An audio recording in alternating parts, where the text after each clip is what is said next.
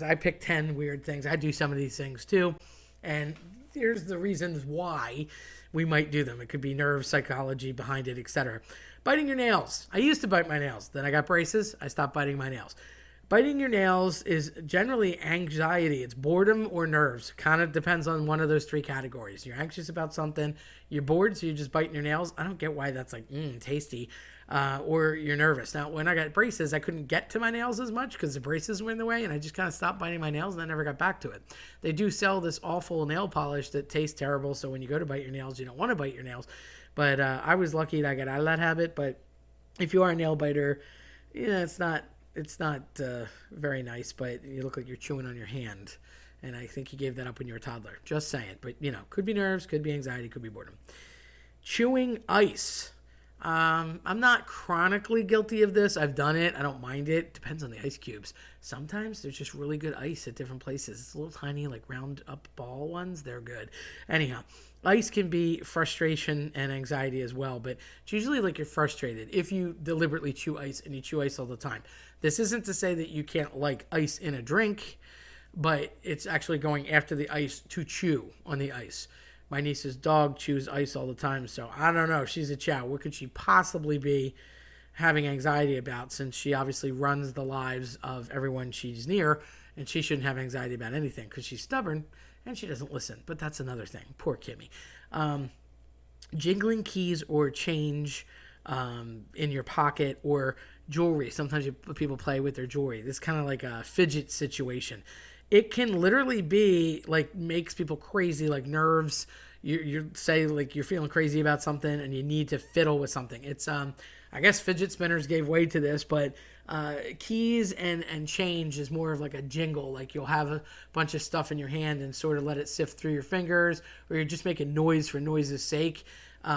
Jewelry, it could be like you're wearing a ring and you're just spinning it around your finger, or you're taking a actual chain or a bracelet and just sort of, maybe if you have a pendant or something, you're flicking it back and forth on the chain, and you just do it out of constant nerves, or it can make people crazy. People actually are most adverse to this and will say something after a while. I guess because it's like clicking of a pen thing, like it's noise, constant noise.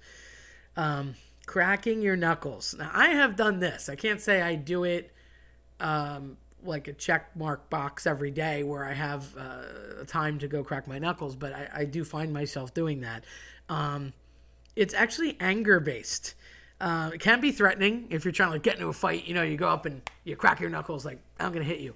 But it could be boredom. Some people just do it for boredom. But it is technically coming from a psychological place of anger if you're going to like go hit someone or something. Big falsehood. It is just air. It will not give you arthritis.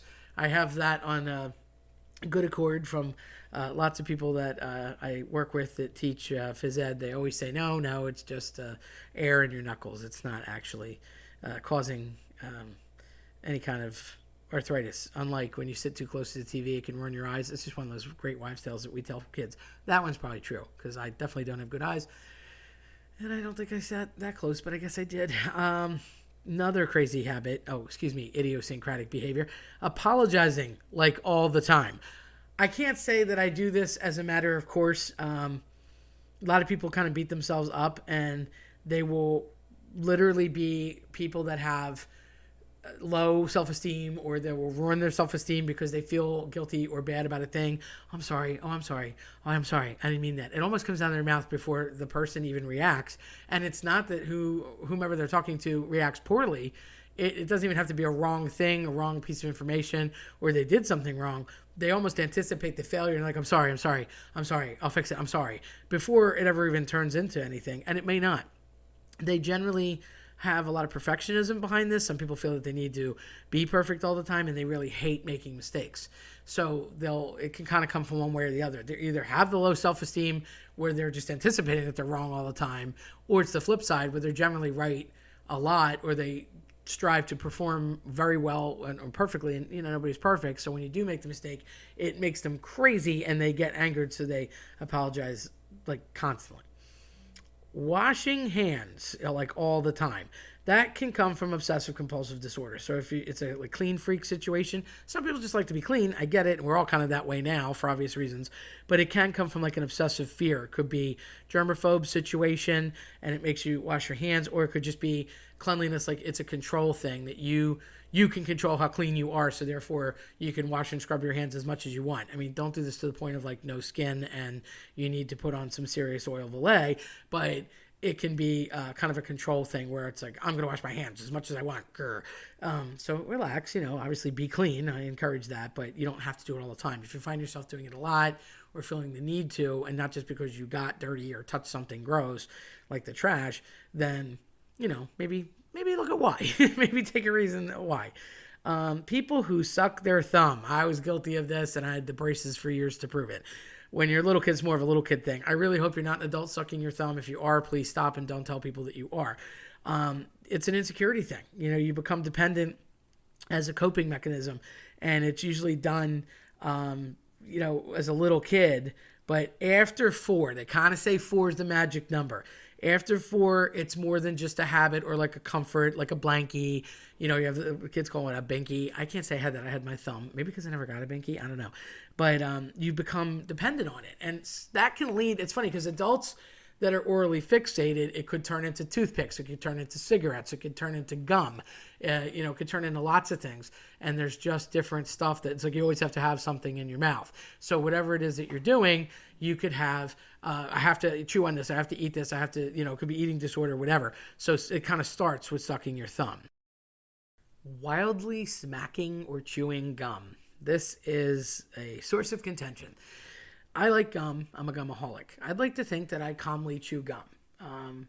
Do I get out of hand and wildly crack gum or flip out gum or blow bubbles? Not usually, to be honest. If I'm alone, I might blow the occasional bubble if it's bubble gum, but I'm usually not chewing that. And I like gum a lot, but some people look at gum as a stress. Like it causes stress instead of takes stress away. And I guess it depends on where you're coming from. Again, are you orally fixated? You're trying not to smoke, for example. I've never been a smoker, so I don't have that problem. I just like gum. Some people think it's bad to have like stuff in your mouth and chew things all the time. I personally think you do you. I don't really care. But if you need a way to funnel out stress or anger, then some people will chew gum. It's just if they are really angry or stressed or upset or anxious to chew the gum the same way, it gets worse, it gets annoying, and it can get smacky and cracky, and people start and they get crazy about it, and you hear pops and snaps. I've seen it. It also depends on how much gum you're chewing. I mean, you think about like a ball player that's trying not to use tobacco when they fill their face full of big league chew. I've also seen wrestlers chew gum in order to eat something, but yet then they spit out because they want to suck weight.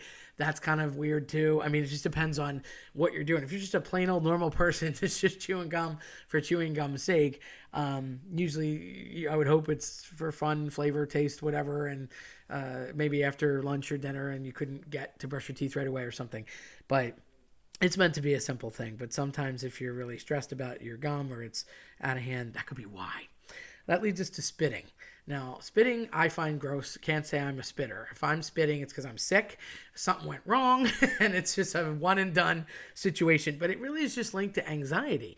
And I find that I do see there are people who just spit. They just, I don't know, it's like a thing. They'll just spit wherever they are. They'll spit outside, especially if they're in a parking lot or a ball field. They don't even think anything of it.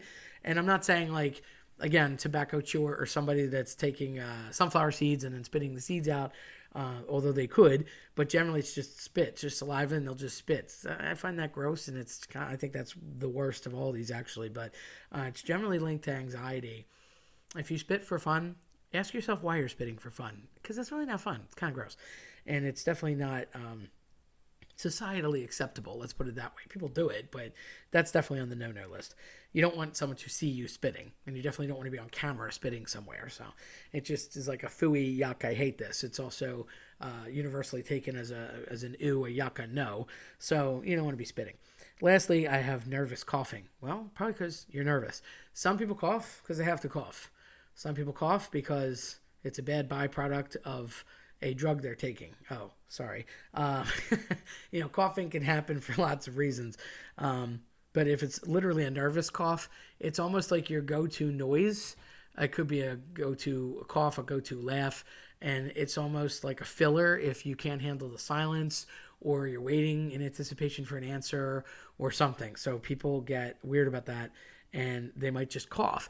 And okay, it only lasts a few seconds, but it's almost like an escape to get out of a situation. I'm not saying like have a full out nervous cough attack and it takes, minutes and minutes and you have to excuse yourself, although I can't say I haven't seen that, but that's more rare. It's usually just a and they get out of a moment or an answer or something. And it's usually, again, just anxiety and nerves because you don't have the answer readily available or you've been put on the spot with something and you're not comfortable in a situation. I would say, to me, that screams introvert in an extrovert situation, but it doesn't have to be. But that's usually what I would see, because if you're a keep to yourself kind of person and you don't like what's going around you, you're going to start kind of pulling in and pulling back and keeping yourself in your own circle as much as possible. And if you are confronted, put on the spot, then you're going to want to react to that. If you like this type of content, scare the like button into turning blue and subscribe. Don't forget to hit the notification bell so you don't miss out on future videos. Thanks for watching.